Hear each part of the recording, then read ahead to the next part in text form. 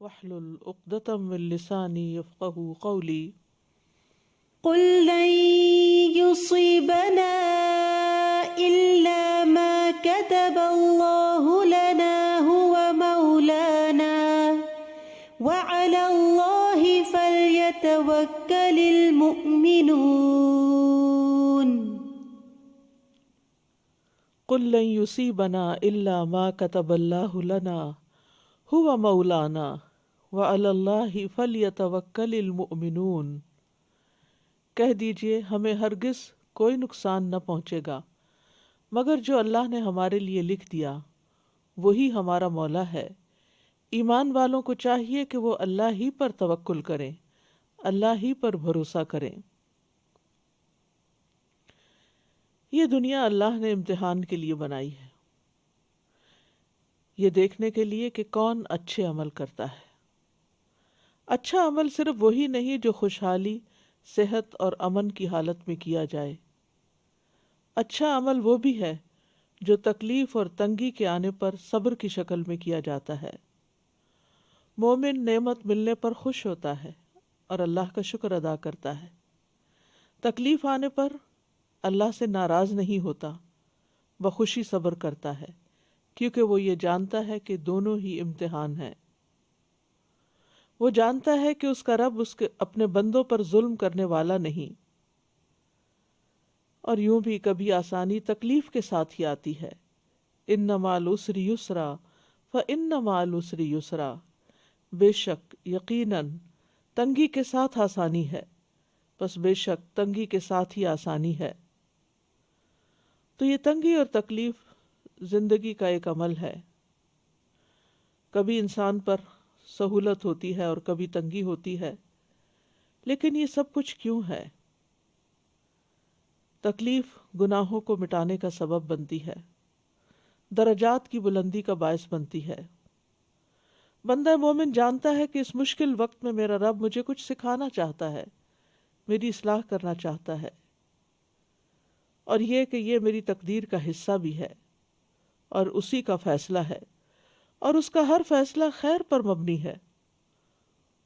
اس کے پیچھے کوئی نہ کوئی حکمت ہوتی ہے، کوئی مصلحت ہوتی ہے، اور اللہ کی حکمت اللہ کے علم پر مبنی ہے۔ لہٰذا اس نے جو بھی ہماری تقدیر بنائی ہے وہ ہمارے ہی حق میں ہے۔ کتب اللہ لنا، نہ کہ علینا، یعنی جو بھی مشکل آتی ہے اور تقدیر کا لکھا جو بھی ہمارے حق میں ہے وہ دراصل ہماری ہی بھلائی کے لیے ہوتا ہے۔ تو آئیے اس آیت کی کچھ مزید وضاحت دیکھتے ہیں۔ قُل لَن يُصِيبَنَا إِلَّا مَا كَتَبَ اللَّهُ لَنَا، کہہ دیجئے ہرگز ہمیں نہیں پہنچے گا، یعنی کوئی بھی نقصان، کوئی بھی مصیبت، مگر وہی جو اللہ نے ہمارے لیے لکھ دی۔ تو اس لیے ہمیں کیا کرنا چاہیے؟ تقدیر پر ایمان لانا چاہیے۔ یہ اللہ تعالیٰ کی تقدیر پر ایمان اور یقین کی برکت کا ذکر ہے، اور حقیقت یہ ہے کہ جس نے قضاء و قدر میں اللہ تعالیٰ کے راز کو پا لیا، اس کی حکمت کو سمجھ لیا، اس پر مصیبتیں آسان ہو جاتی ہیں۔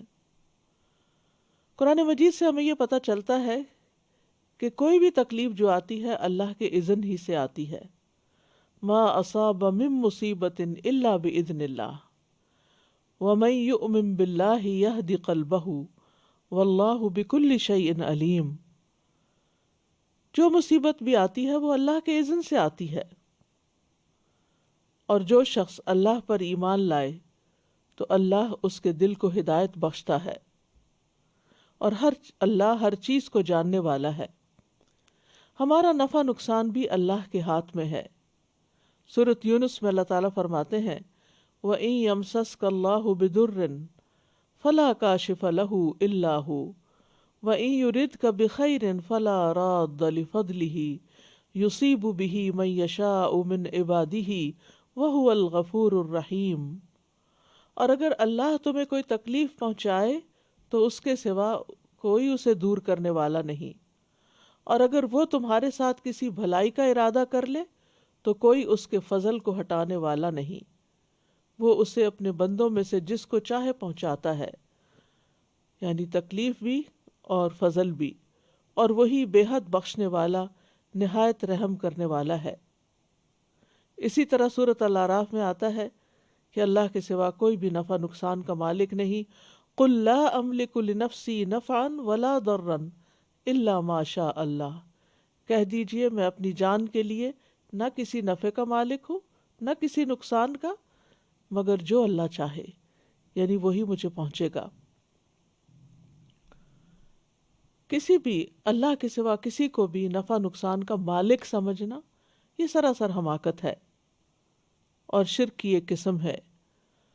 سورۃ یونس میں اللہ تعالیٰ فرماتے ہیں وَلَا تَدْعُ مِن دُونِ اللَّهِ مَا لَا يَنفَعُكَ وَلَا يَضُرُّكَ فَإِن فَعَلْتَ فَإِنَّكَ إِذًا مِّنَ الظَّالِمِينَ، اور اللہ کو چھوڑ کر اس چیز کو مت پکارو جو نہ تمہیں نفع دے اور نہ تمہیں نقصان پہنچائے، پھر اگر تم نے ایسا کیا تو یقیناً تم اس وقت ظالموں میں سے ہوگے۔ یہ بھی یاد رکھنا چاہیے کہ پوری دنیا بھی مل کر اگر ہمیں کوئی نفع پہنچانا چاہے تو اللہ کے حکم کے بغیر ایسا نہیں کر سکتی۔ اسی طرح اگر سارے لوگ مل کر، پوری دنیا کے لوگ مل کر ہمیں کوئی نقصان دینا چاہیں تو بھی وہ نقصان نہیں دے سکتے مگر اللہ چاہے تو۔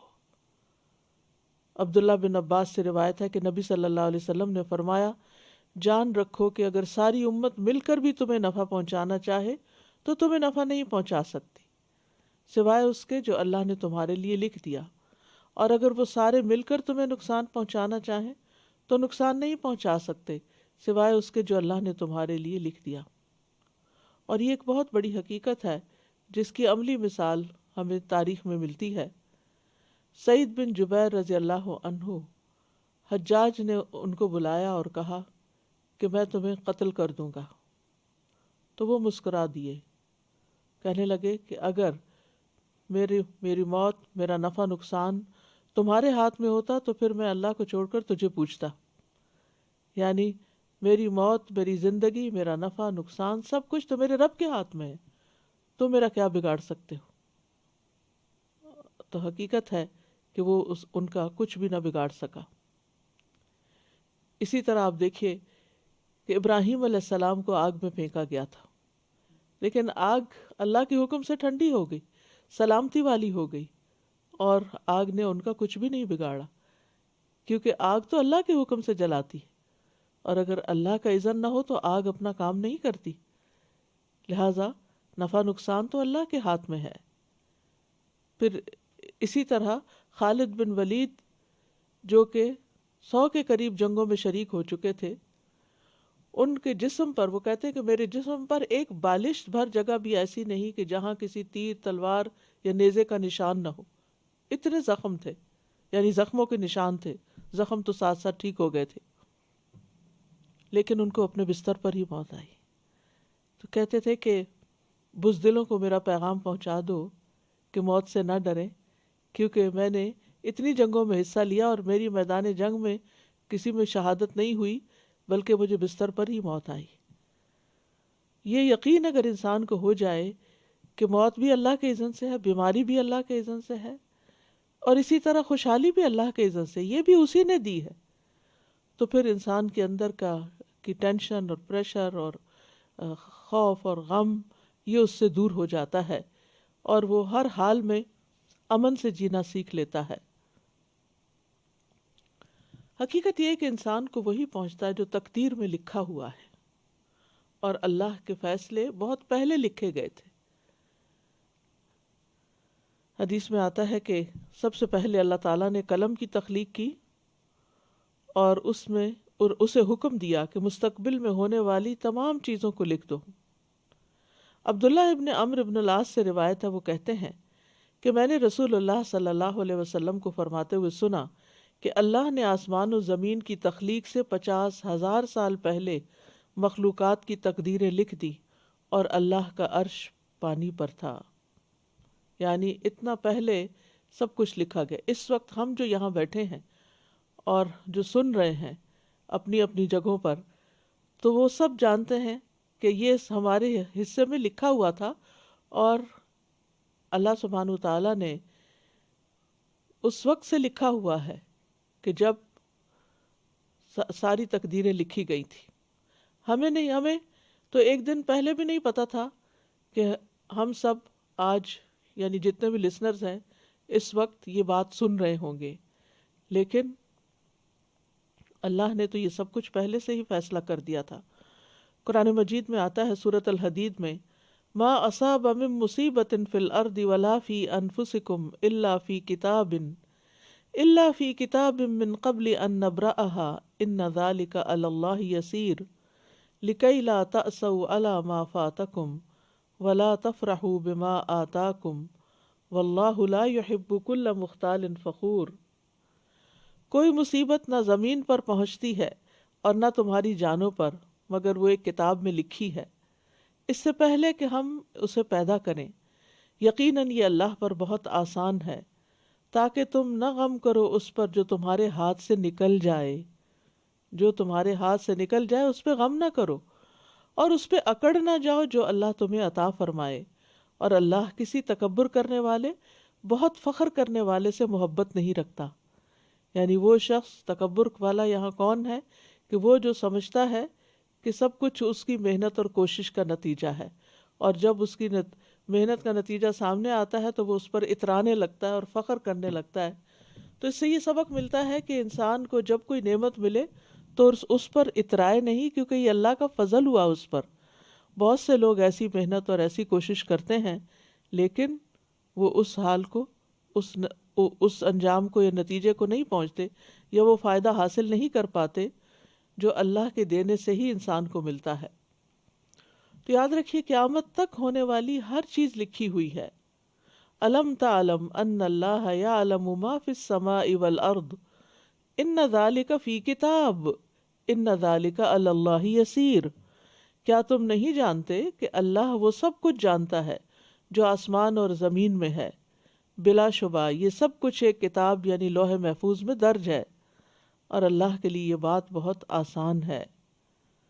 سورۃ یاسین میں آتا ہے وَكُلَّ شَيْءٍ أَحْصَيْنَاهُ فِي إِمَامٍ مُبِينٍ، اور ہم نے ہر چیز کا ایک واضح کتاب یعنی لوح محفوظ میں ریکارڈ رکھا ہوا ہے۔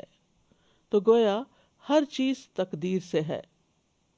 طاؤس کہتے ہیں میں نے رسول اللہ صلی اللہ علیہ وسلم کے متعدد صحابہ سے ملاقات کی، وہ کہتے تھے ہر چیز تقدیر سے وابستہ ہے، یعنی صرف انسانی کی تقدیر نہیں بلکہ ہر چیز کی جو بھی اس کائنات میں پائی جاتی ہے، اس کا آغاز کب ہوا، اس کا انتہا کب ہوگی، اس کا فائدہ، اس کا نقصان، سب کچھ لکھا ہوا ہے۔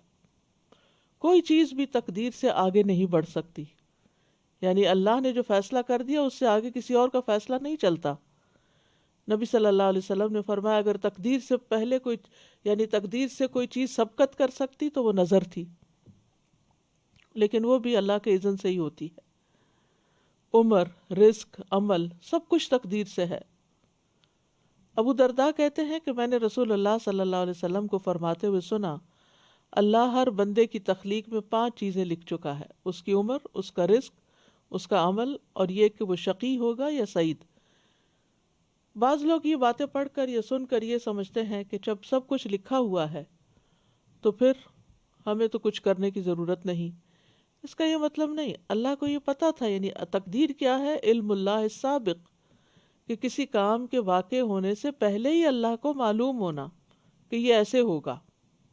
ہم بعض اوقات اپنے تجربات اور محدود معلومات کی روشنی میں بعض اوقات پہلے سے ہی پیشن گوئی کرنے لگتے ہیں کہ یہ چیز ایسے ہوگی، اب یہ پانی زیادہ ہو گیا تو کھانا یوں پکے گا، اور کم ہو گیا تو یوں پکے گا، اور ہر چیز کے معاملے میں ہم ایک اندازہ کرتے رہتے ہیں۔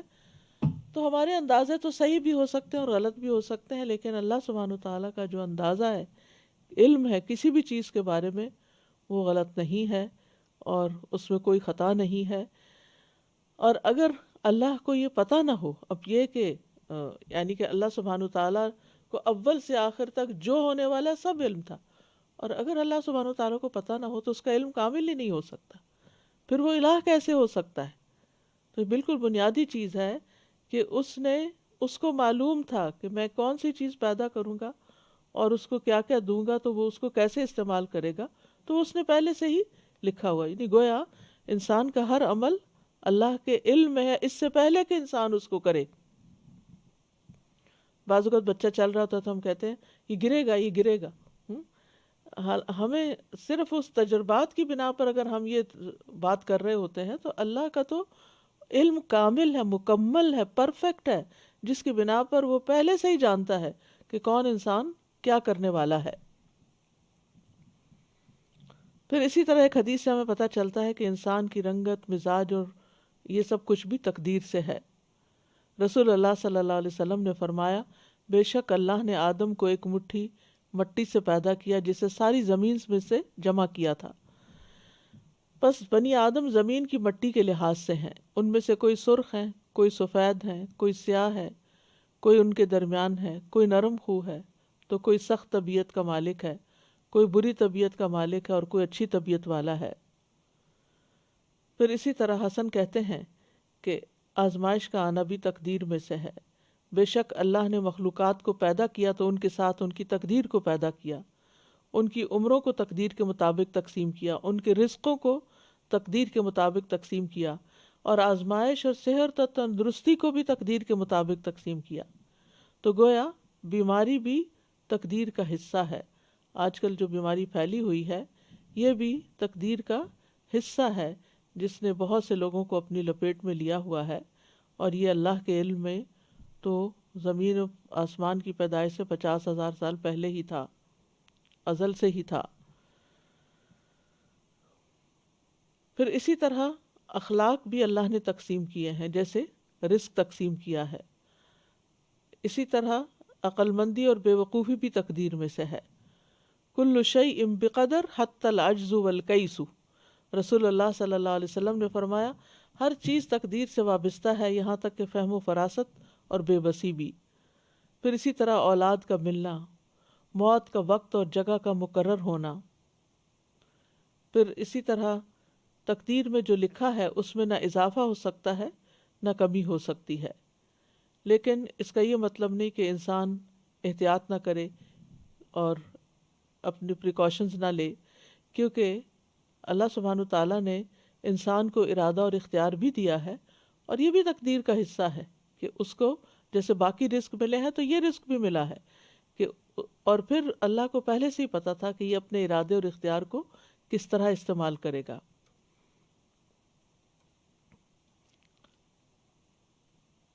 اور پھر بعض اوقات ہم سوچتے ہیں کہ پھر اگر سب کچھ لکھا ہوا ہے تو ہمیں کوئی احتیاط کرنے کی کیا ضرورت ہے؟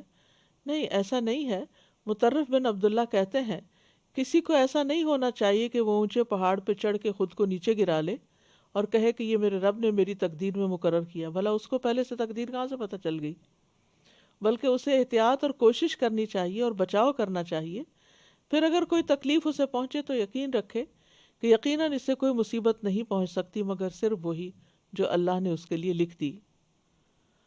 یاد رکھیے تقدیر پر ایمان لانا ایمان کا ایک اہم رکن ہے۔ رسول اللہ صلی اللہ علیہ وسلم نے فرمایا لا یؤمن عبد حتی یؤمن باربع، کوئی بندہ اس وقت تک مومن نہیں ہو سکتا جب تک 4 چیزوں پر ایمان نہ لائے۔ یشہد ان لا الہ الا اللہ، گواہی دے کہ اللہ کے سوا کوئی عبادت کے لائق نہیں، وانی محمد الرسول اللہ، اور بے شک میں محمد اللہ کا رسول ہوں، بعثنی بالحق، اس نے مجھے حق کے ساتھ بھیجا ہے، ویؤمن بالموت، اور وہ موت پر ایمان لائے، وبالبعث، اور موت کے بعد دوبارہ زندہ ہونے پر، وبالبعث بعد الموت، اور موت کے بعد دوبارہ زندہ ہونے پر، ویؤمن بالقدر، اور تقدیر پر ایمان لائے۔ آپ صلی اللہ علیہ وسلم نے فرمایا ہر چیز کی ایک حقیقت ہوتی ہے، اور کوئی شخص اس وقت تک ایمان کی حقیقت کو نہیں پہنچ سکتا جب تک اسے یہ یقین نہ ہو جائے کہ جو چیز پہنچی ہے وہ اس سے خطا نہیں ہو سکتی تھی، اور جو چیز خطا ہو گئی وہ اسے پہنچ نہیں سکتی تھی۔ لہٰذا ہمیں اس بات کا یقین ہونا چاہیے، اور جب یہ یقین ہوتا ہے تو انسان پہ کوئی تکلیف آتی ہے تو اس کو سہنا آسان ہوتا ہے کہ مکتوب لکھی ہوئی تھی، یہ تو ہونا ہی تھا، اور اس کے پیچھے کوئی حکمت ہے، اور اللہ کی حکمت علم پر مبنی ہے۔ اللہ اپنے بندوں پہ ظلم کرنے والا نہیں ہے، اس میں کوئی ضرور خیر ہوگی، کوئی مقصد ہے اس چیز کے آنے کا۔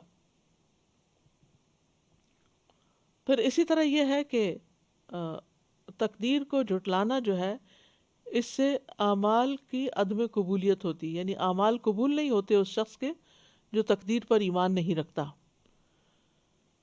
ابو امامہ رضی اللہ عنہ سے روایت ہے کہ رسول اللہ صلی اللہ علیہ وسلم نے فرمایا، 3 لوگوں سے اللہ نہ کوئی فرض قبول کرے گا نہ نفل۔ نمبر 1 والدین کا نافرمان، نمبر 2 احسان جتانے والا، نمبر 3 تقدیر کو جھٹلانے والا۔ عبداللہ بن عمر قسم کھا کے کہا کرتے تھے، اگر تقدیر کا انکار کرنے والوں میں سے کسی کے پاس احد پہاڑ کے برابر سونا ہو اور وہ سب کا سب اللہ کی راہ میں خرچ کر دے، تب بھی اللہ اس سے قبول نہیں کرے گا، یعنی وہ صدقہ، جب تک وہ تقدیر پہ ایمان نہ لائے۔ کیونکہ ایسے بھی بہت سے لوگ ہیں جو کہتے ہیں تقدیر وقدیر کچھ نہیں ہوتی، سب کچھ انسان کے اپنے اختیار میں ہے، جو چاہے ہو جاتا ہے، جو نہیں چاہے نہیں ہوتا۔ نہیں، انسان کے چاہنے سے نہیں ہوتا۔ وما تشاءون الا ان یشاء اللہ، جو تم چاہتے ہو اس کے مطابق نہیں ہوتی چیزیں، ہوتا وہی ہے جو اللہ چاہتا ہے۔ پھر اسی طرح نبی صلی اللہ علیہ وسلم نے تقدیر کا انکار کرنے والوں کی سزا کے بارے میں فرمایا۔ آپ نے فرمایا، یہ آیت میری امت کے آخری زمانے کے اللہ عز و جل کی تقدیر کو جھٹلانے والے لوگوں کے بارے میں نازل ہوئی ہے۔ ذوقوا مس سقر انا کل شیء خلقناہ بقدر، دوزخ میں آگ لگنے کے مزے چکھو، بے شک ہم نے ہر چیز کو ایک مقرر اندازے پر پیدا کیا ہے۔ تو اس سے بھی آپ اندازہ لگائیں کہ کتنا زیادہ ضروری ہے تقدیر پر ایمان رکھنا۔ اور پھر جو شخص تقدیر پر ایمان نہ رکھے وہ جنت سے محروم ہو سکتا ہے۔ فرمایا، لا يدخل الجنت عاق ولا مؤمن بسحر ولا مدمن خمر ولا مکذب بقدر۔ نبی صلی اللہ علیہ وسلم نے فرمایا، جنت میں والدین کا نافرمان، جادو پر ایمان رکھنے والا، عادی شراب خور اور تقدیر کو جھٹلانے والا داخل نہ ہوگا۔ اور یہ الگ بات ہے کہ سزا بھگتنے کے بعد اگر اس کے دل میں ایمان ہے تو پھر جنت میں چلا جائے۔ تقدیر پر ایمان لانے کے فائدے بھی ہیں، اسی لیے ہمیں ایمان لانے کا کہا گیا ہے۔ سب سے پہلی بات تو یہ کہ قضاء و قدر پر ایمان لانا مسلمان کو اپنے رب پر توکل والا بنا دیتا ہے۔ مسلمان اسباب کو اختیار کرتا ہے مگر ان پہ بھروسہ نہیں کرتا، کیونکہ وہ جانتا ہے کہ ہر چیز اللہ کی قدرت اور مشیت کے مطابق ہوتی ہے۔ پھر یہ کہ یہ بات مسلمان کے دل کو مطمئن اور نفس کو پرسکون کر دیتی ہے، پس وہ جانتا ہے کہ اللہ نے میری تقدیر میں جو مقرر کیا وہ لازمی ہو کر رہے گا، اور وہ اپنے مطلوب سے محروم ہونے پر غمگین نہیں ہوتا۔ یعنی کیا مطلب مطلوب؟ یعنی جو چیز وہ طلب کر رہا تھا، جو کام جیسا ہونا چاہیے تھا، جیسا وہ کروانا چاہتا تھا، اگر ویسا نہیں ہوا تو پھر وہ غمگین نہیں ہوتا کہ اللہ نے ایسے لکھا نہیں تھا، اس میں ضرور کوئی حکمت ہے۔ یا جو کچھ واقع ہوتا ہے وہ اس سے ڈرتا نہیں۔ نفس انسانی میں ایمان اور زیادہ گہرا ہو جاتا ہے اور شخص شرک سے پاک ہو جاتا ہے۔ تو تقدیر پر ایمان لانے کا مطلب پھر کیا ہوا کہ اس وقت کائنات میں جو کچھ بھی ہو رہا ہے، آسمانوں پہ، زمین پہ، ستاروں، سیاروں میں، کہیں پر بھی، وہ ایک اللہ کی طرف سے ہو رہا ہے، اس کی پلاننگ کے مطابق سب کچھ ہو رہا ہے، جس کا کوئی شریک نہیں ہے۔ اور پھر تقدیر کا فائدہ کیا ہے؟ تقدیر پر راضی رہنے والے کے لیے دنیا بھی جنت بن جاتی ہے۔ ابن قیم رحمہ اللہ کہتے ہیں، اللہ کی تقدیر پر راضی ہونا اللہ کا بہت بڑا دروازہ ہے اور دنیا کی جنت ہے، اور عبادت گزاروں کی آرام گاہ ہے، اور شوق رکھنے والوں کی آنکھوں کی ٹھنڈک ہے۔ اور جو اپنے دل کو تقدیر پر راضی کرنے کے ساتھ بھر لیتا ہے، اللہ اس کے دل کو بے نیازی اور امن سے بھر دیتا ہے، اس کو اپنی محبت کے لیے خالی کر لیتا ہے، اس کی طرف متوجہ ہو جاتا ہے۔ وہ شخص اپنے رب پر ہی توکل کرتا ہے، اور جس سے اس کا رب اس کے ساتھ راضی ہونے میں، یعنی جس سے اللہ کے ساتھ راضی ہونے میں سے کوئی حصہ چھوٹ جاتا ہے، اس کا دل اس کے برعکس چیزوں سے بھر جاتا ہے، اور جس چیز میں اس کی خوشنودی اور فلاح ہوتی ہے وہ اس سے پھر جاتا ہے. پھر اسی طرح انسان جب تقدیر پر ایمان لاتا ہے تو اس کی زندگی میں راحت اور کشادگی آتی ہے. ابن مسعود کہتے ہیں کہ اللہ تبارک و تعالیٰ نے اپنے انصاف اور علم کی وجہ سے راحت اور کشادگی کو یقین اور رضا میں رکھا ہے، اور غم اور پریشانی کو شک اور ناراضگی میں رکھا ہے. یعنی جو لوگ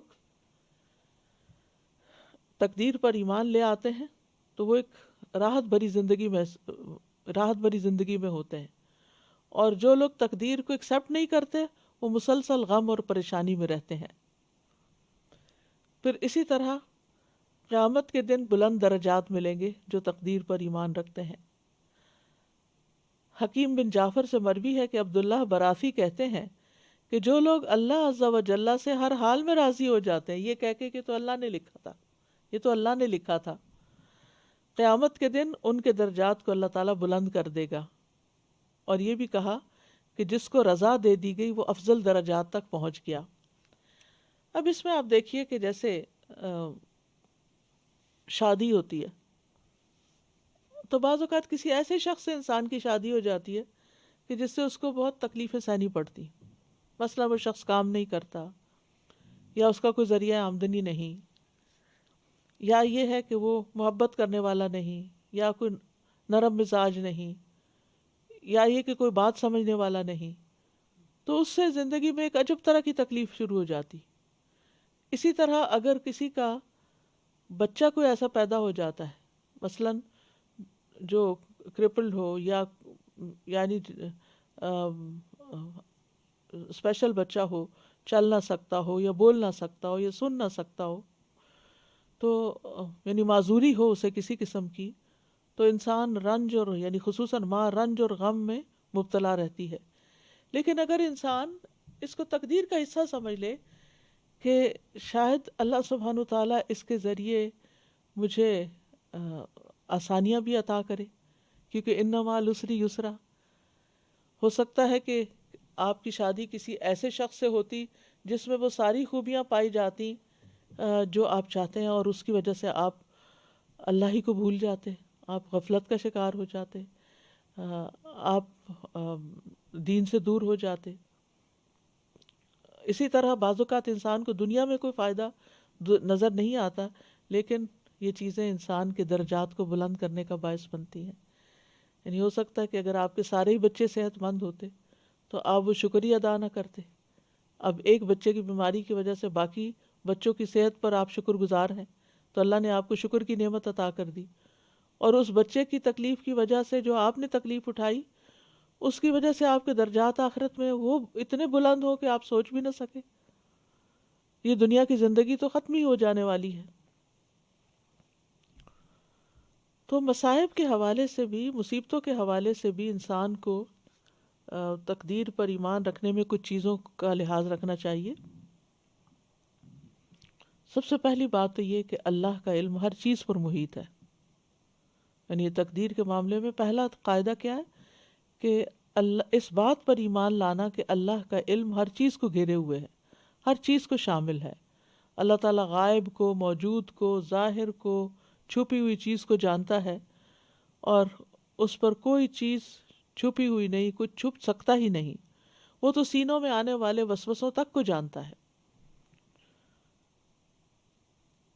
دوسرا یہ کہ کائنات میں واقع ہونے والا ہر خیر اور شر اللہ کے ارادے اور مشیت سے ہوتا ہے. کوئی کام اللہ کی اجازت کے بغیر نہیں ہوتا. یہ چیز انسان کو کیا سکھاتی ہے کہ اگر کوئی مشکل آ گئی ہے تو پھر اللہ ہی کی طرف رجوع کرو، اللہ کی طرف لوٹو، اس سے دعائیں کرو، اس سے آہوزاری کرو، کیونکہ وہی اس کو ٹال سکتا ہے. جس کے اذن سے مصیبت آئی ہے اسی کے اذن سے جائے گی بھی، لہٰذا ہمیں اس کو راضی کرنا ہے. پھر انسان اور وجوہات تلاش کرنے کی بجائے رب کی طرف لوٹتا ہے اور اس سے راضی برضا ہو جاتا ہے. تیسری بات یہ یاد رکھیے کہ اللہ کا ہر فیصلہ، چاہے وہ بیماری کا ہو یا صحت کا ہو یا مالی خوشحالی کا ہو یا تنگی کا ہو، حکمت اور مصلحت پر مبنی ہے. کیونکہ اللہ سبحانہ تعالیٰ نے کسی بھی چیز کو بیکار نہیں پیدا کیا، بے مقصد نہیں بنایا، کیونکہ وہ جانتا ہے کہ کس شخص کو کس جگہ پر کیا چیز چاہیے. کیونکہ بعض اوقات انسان اللہ کی بہت نعمتیں پا کر بہت بگڑ بھی جاتا ہے، تو اللہ کو پتہ ہے کہ اس شخص کو یہ نہیں ملنا چاہیے کیونکہ یہ مجھ سے دور ہو جائے گا، یہ اپنی آخرت خراب کر بیٹھے گا. وَلِلَّهِ الْمَثَلُ الْأَعْلَى. جیسے آپ عام طور پر کیا کرتے ہیں کہ مثلا بچے چاہتے ہیں کہ ان کو ایک سویٹ کے بعد ایک سویٹ دے دی جائے، اور بعض اوقات وہ رونے لگتے ہیں، بعض اوقات وہ لیٹ کے ایڑیاں رگڑنے لگتے ہیں، بعض اوقات آپ کے کپڑے کھینچتے ہیں، بعض اوقات آپ کے بال نوچتے ہیں کہ ہمیں وہ سویٹ دے دے. لیکن ماں ایک سے زائد نہیں دینا چاہتی. کیوں؟ کیونکہ بچے کے دانت خراب ہو سکتے ہیں، بچہ بیمار ہو سکتا ہے، لیکن بچے کو تو اس بات کی سمجھ ہی نہیں آتی. تو ہم سب کو بھی سمجھ نہیں آتی کہ اللہ تعالیٰ نے کوئی چیز ہم سے کیوں روکی ہوئی ہے. ہم سے کوئی چیز جو ہم مانگتے ہیں، ہم چاہتے ہیں، وہ کیوں نہیں ہمیں مل جاتی. اور کل قیامت کے دن جب راز کھلے گے تو انسان اپنے ہی آپ کو ملامت کرے گا کہ یہ میری غلطی تھی کہ میں نے چیزوں کو اس طرح نہیں لیا جیسے اللہ تعالیٰ میرے لیے چاہتا تھا. تو یاد رکھیے بظاہر نظر آنے والے شر میں بھی خیر ہو سکتی ہے، اور شر کے فیصلے میں بھی خیر چھپی ہوتی ہے. قرآن مجید میں آتا ہے عَسَىٰ أَن تُحِبُّوا شَيْئًا وَهُوَ شَرٌّ لَكُمْ وَعَسَىٰ أَن تَكْرَهُوا شَيْئًا وَهُوَ خَيْرٌ لَكُمْ. ہو سکتا ہے ایک چیز کو تم بہت پسند کرتے ہو اور وہ تمہارے حق میں اچھی نہ ہو، اور ایک چیز کو تم سخت ناپسند کرتے ہو اور وہی چیز تمہارے حق میں بہتر ہو. اللہ جانتا ہے اور تم نہیں جانتے.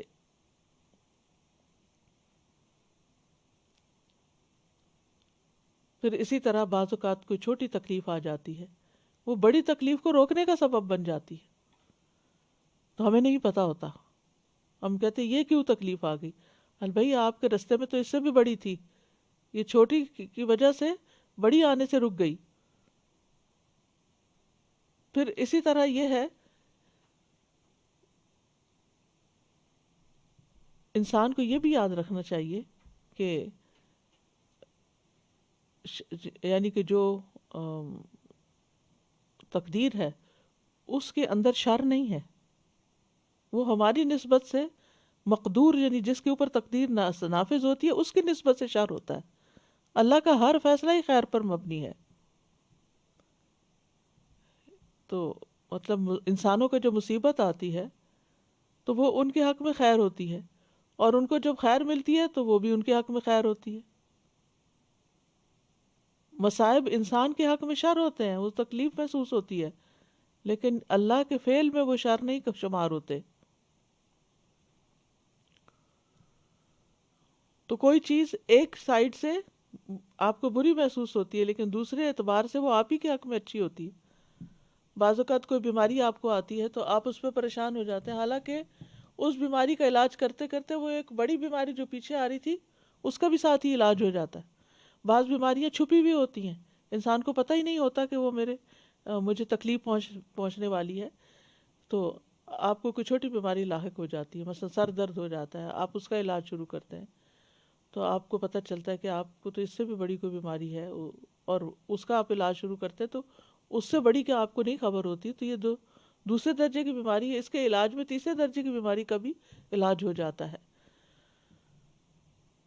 پھر پانچویں بات یہ کہ اللہ جو چاہتا ہے کرتا ہے، اس لیے کہ وہ مالک ہے.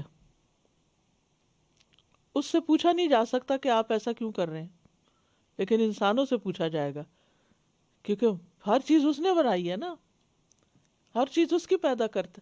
مالک وہ ہے، مالک اپنی ملکیت میں جتنی بھی چیزیں ہیں ان کے ساتھ جو چاہے معاملہ کرے کیونکہ وہ مالک ہے. کسی کو کیا اعتراض ہو سکتا ہے؟ لیکن یاد رکھیے کہ ہمارا مالک وہ ہے جو ظلم نہیں کرتا. اللہ سبحانہ وتعالیٰ کسی پہ ظلم نہیں کرتا. سورۃ الکہف میں آتا ہے وَلَا يَظْلِمُ رَبُّكَ أَحَدًا، اور تیرا رب کسی پر ظلم نہیں کرتا. ساتویں چیز جو ہے وہ کہ اللہ تعالیٰ بہت رحم کرنے والا ہے، ہمارے والدین سے بڑھ کر ہم سے محبت کرتا ہے اور رحم فرمانے والا ہے. تو ہمیں اس سے رحم مانگنا چاہیے. آٹھویں چیز یہ ہے کہ اللہ سبحانہ تعالیٰ کے اسماء کے علاوہ ہر چیز مخلوق ہے. اللہ خالق کل شیء وخلق وکل شیء فقدرہ تقدیرا. اسی نے ہر چیز کو پیدا کیا اور اس کا اندازہ مقرر کیا، پورا اندازہ. واللہ خلقکم وما تعملون.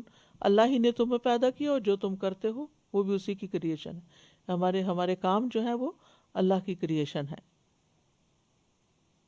تو اس سے کیا پتہ چلتا ہے کہ پھر انسان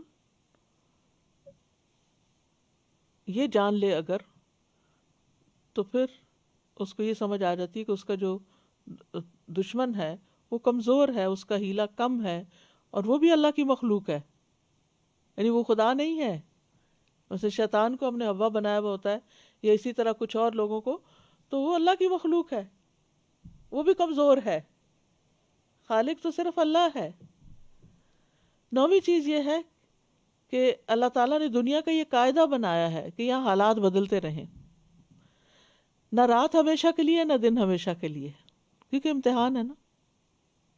وَتِلْكَ الْأَيَّامُ نُدَاوِلُهَا بَيْنَ النَّاسِ. یہ دن تو ہم لوگوں کے درمیان باری باری بدلتے رہتے ہیں. لہذا تقدیر ہر مومن کافر سب پہ جاری ہوتی ہے، سب کے لیے تبدیلی آتی ہے. تو کرنا کیا چاہیے؟ 10واں پوائنٹ یہ ہے کہ اللہ کی تقدیروں پر صبر کرنا چاہیے. یہی کامیابی کا راز ہے. وَاسْتَعِینُوا بِالصَّبْرِ وَالصَّلَاةِ. صبر اور صلاۃ کے ساتھ مدد طلب کرو. اب یہ ہے کہ جب مصیبت آ گئی، تقدیر کا حصہ بھی ہم نے سمجھ لیا کہ تقدیر ہے، تو اب مصیبت یہ ہلکی کیسے ہو، کیونکہ اس نے جانا تو اپنے وقت پر ہے. اب جیسے کہ لاک ڈاؤن ہوا ہے، لوگ گھروں میں بند ہیں، محصور ہیں، یہ بلا وبا جائے گی تو گھروں سے نکلیں گے نا، یہ قید ختم ہوگی. تو اب یہ جو اندر رہنے کی یا کام نہ ہونے کی یا کوئی ذریعہ آمدنی نہ ہونے کی کوئی مشکل ہے یا مصیبت ہے، تو پھر یہ جائے گی تو اپنے وقت پر، اور ہلکی بھی اپنے وقت پر ہوگی. تو ابن القیم نے زاد المعاد میں کچھ چیزیں بیان کی ہیں جو مصیبت کو ہلکا کر دیتی ہیں. نمبر 1، پہنچنے والی مصیبت پر صبر کرنا، کیونکہ اگر انسان اس میں غور کرے گا تو اس میں کئی فائدے بھی نظر آئیں گے. جیسے مثال کے طور پر گھروں میں رہنے کے کئی فائدے بھی ہیں، بچوں کے ساتھ، وائف کے ساتھ قریبی، ان کو ٹائم دینے کا، ان کو فوکس کرنے کا موقع مل گیا، نمازوں میں یکسوئی آ گئی، ٹھہراؤ آ گیا، اپنے ان دور پار رشتہ داروں کے بارے میں سوچنے کا موقع مل گیا جو ضرورت مند ہو سکتے ہیں. یعنی کئی طرح کی چیزیں جو ہیں وہ انسان اس تیز رفتار زندگی میں جو بھولے ہوئے تھا، رکنے کے بعد وہ، اور سب سے بڑی بات یہ ہے کہ پولوشن ختم ہوتی جا رہی ہے. جب گاڑیاں کم چلتی ہیں، جب جہاز نہیں چلتے، اور بہت سی چیزیں، بہت سی مشینیں بند ہیں، فیکٹریز بند ہیں، تو نہ صرف یہ کہ انسانوں کو بلکہ جانوروں اور مخلوقات کو بھی سانس لینے کا موقع مل گیا. تو پہلی چیز یہ ہے کہ انسان صبر سے کام لے. دوسری چیز یہ ہے کہ اپنے سے زیادہ مصیبت میں مبتلا شخص کو دیکھے کہ وہ تو مجھ سے بھی زیادہ تکلیف میں ہے، تو اس کی تکلیف ہلکی ہو جائے گی. نمبر 3، بے صبری کا مظاہرہ نہ کرے، کیونکہ گھبراہٹ سے، واویلا کرنے سے مصیبت نہیں ٹلتی. نمبر 4، صبر اور ثواب سے محروم نہ ہو. انا للہ و انا الیہ راجعون پڑھ لے. نمبر 5، صبر اور اجر کی امید رکھے، یعنی یہ جان لے کہ بے صبری دشمن کو خوش کرے گی اور دوست کو ناراض کرے گی، رب کو ناراض کرے گی اور شیطان کو خوش کرے گی، اور اجر کو ضائع کرے گی اور اس کے نفس کو کمزور کرے گی. نمبر 6، یہ کہ جب تک مصیبت باقی رہے صبر سے لذت محسوس کریں، اپنے اندر ہی اندر چپ کے اپنے رب کو پکارتے رہیں، اس کا ذکر کرتے رہیں، تو آپ کے دل میں اللہ کی محبت میں اضافہ ہو جائے گا. پھر مصیبت کو بھی اللہ کی رحمت سمجھیں. کہ اللہ نے ہمیں تباہ کرنے کے لیے نہیں بھیجی، بلکہ اس لیے بھیجی ہے کہ ہم عاجزی اختیار کریں. پھر مصیبت کو، 8ویں بات یہ کہ مصیبت کو ناپسند نہ کریں، کیونکہ کتنی ہی چیزیں ایسی ہیں جو انسان کو ناپسند ہوتی ہیں، لیکن وہ اسی میں انسان کی نجات ہوتی ہے. فضل بن سہل کہتے ہیں کہ بیماریوں میں نعمتیں ہیں، کسی عقل مند کو ان سے ناواقف نہیں ہونا چاہیے، پس یہ گناہوں کو مٹا دیتی ہیں اور صبر کے ثواب کا ذریعہ بنتی ہیں اور غفلت سے جگاتی ہیں.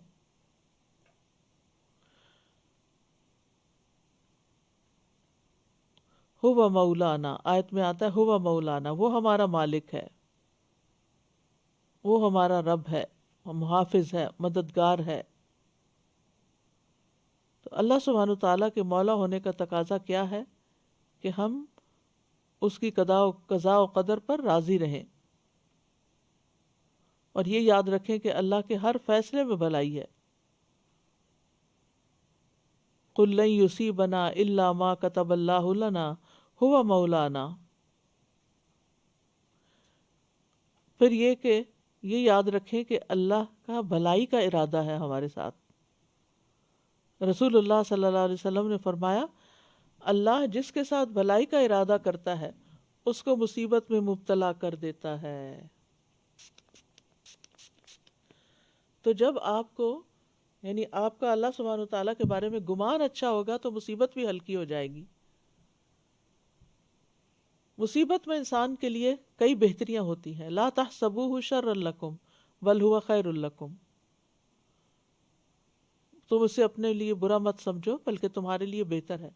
یہ کب بات ہوئی تھی؟ جب حضرت عائشہ رضی اللہ تعالیٰ عنہا کے اوپر الزام لگا تھا. مومن کے ہر حال میں خیر ہوتی ہے. حدیث میں آتا ہے مومن کا معاملہ بھی عجیب ہے، اس کے لیے ہر بات میں بھلائی ہے اور یہ مومن کے سوا کسی کے لیے نہیں. وَعَلَى اللَّهِ فَلْيَتَوَكَّلِ الْمُؤْمِنُونَ. مومنوں کو اللہ پر بھروسہ کرنا چاہیے، توکل کرنا چاہیے، کیونکہ جو اللہ پہ بھروسہ کرتا ہے وہ نامراد نہیں ہوتا. تو توکل کیا ہے؟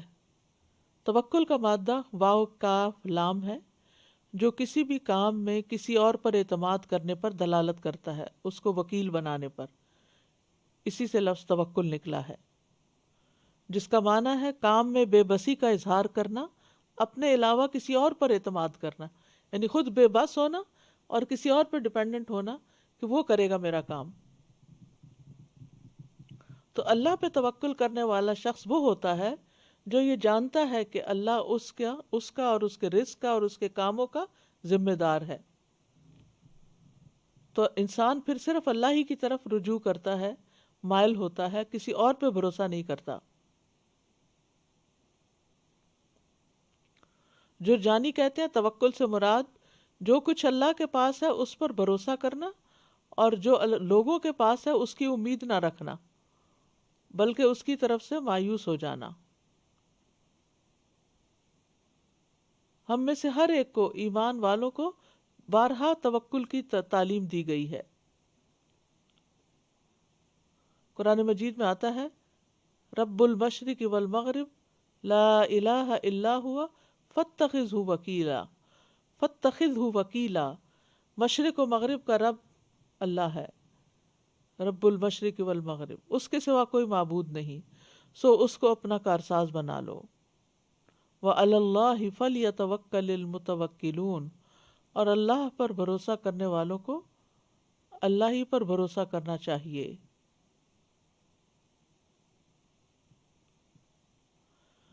توکل کے فائدے کیا ہیں؟ نمبر 1، اللہ کی محبت ملتی ہے. ان اللہ یحب المتوکلین.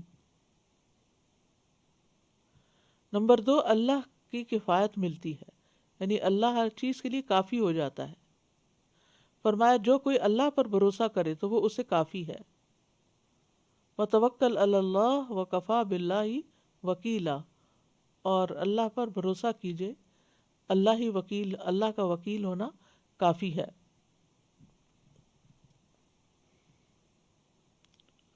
غیلان بن جریر کہتے ہیں جس کو تقدیر پر راضی رہنا اور توکل کرنا اور اپنا معاملہ اللہ کے سپرد کرنا دے دیا گیا، اس کی کفایت کی گئی۔ پھر یہ کہ ہم و غم دور ہو جاتا ہے، اللہ کے علاوہ کی مدد کی ضرورت نہیں رہتی۔ توکل کرنے والے کو اللہ کی مدد ضرور پہنچتی ہے، دشمن نقصان نہیں پہنچا سکتا، مسائل حل ہو جاتے ہیں، مشکلات دور ہو جاتی ہیں، شیطان کا زور نہیں چلتا۔ توکل انسان کو بہادر بنا دیتا ہے۔ اللہ کے سوا کا ڈر نکل جاتا ہے، توہمات اور بدشگونیاں زائل ہو جاتی ہیں انسان سے، جادو، حسد، نظر بد سے حفاظت ہوتی ہے، آخرت میں بڑا اجر ہے، جنت ہے، ایسے لوگ بلا حساب جنت میں جائیں گے۔ کن کن معاملوں میں اللہ پہ توکل کرنا چاہیے؟ ہر معاملے میں۔ کوئی بات غمگین کرے تو رونے کی بجائے اللہ پہ بھروسہ، کوئی اچھی لگے تو بھی اللہ پہ بھروسہ کہ یہ تو ہمیشہ نہیں رہے گی چیز، صرف اللہ ہی ہے جو ہمیشہ کے لیے ہماری مدد کرنے والا ہے۔ پھر اسی طرح لوگوں کی اذیتوں کے مقابلے میں بھی اللہ پہ توکل کرنا چاہیے۔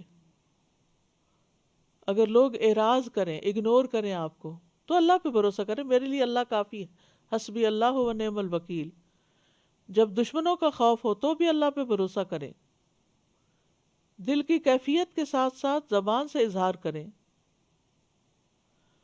دشمن کے سامنے بھی اللہ پر توکل کا اظہار کریں۔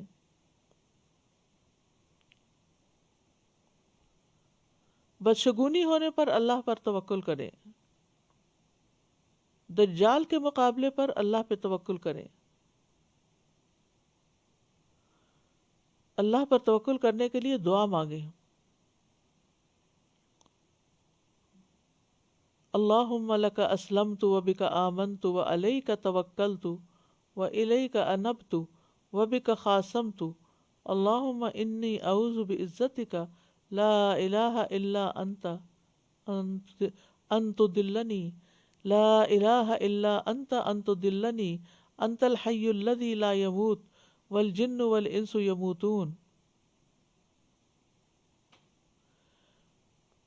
پھر تمام معاملات اللہ کے سپرد کر دینے چاہیے۔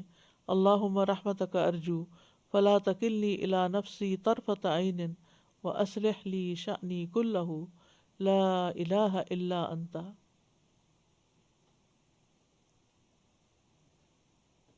اے اللہ، میں تیری رحمت کا امیدوار ہوں، تو مجھے آنکھ جھپکنے تک کے لیے بھی میرے نفس کے حوالے نہ کرنا، اور میرے لیے میرے سارے معاملات درست فرما دے، تیرے سوا کوئی الہ نہیں۔ رات کو سوتے وقت بھی جو آخری دعا پڑھی جاتی ہے اس میں بھی یہی یعنی توکل ہی کا ذکر ہے۔ پھر مصیبت کی سختی سے پناہ مانگنا چاہیے کہ اللہ کی رضا حاصل کرنے کی دعا، اللہم انی اسألک الرضا بعد القضاء، اور مصیبت کے وقت اللہ سے خیر کی دعا۔ تو کرنے کے کام پھر کیا ہوئے؟ مصیبت پہنچنے پر اللہ کی طرف رجوع کرنا چاہیے، مصیبت پہنچنے پر یہ عقیدہ رکھنا چاہیے کہ اللہ کی طرف سے ہی آئی ہے، اس بات پر یقین رکھنا چاہیے کہ جو پہنچا ہے وہ ٹل نہیں سکتا تھا۔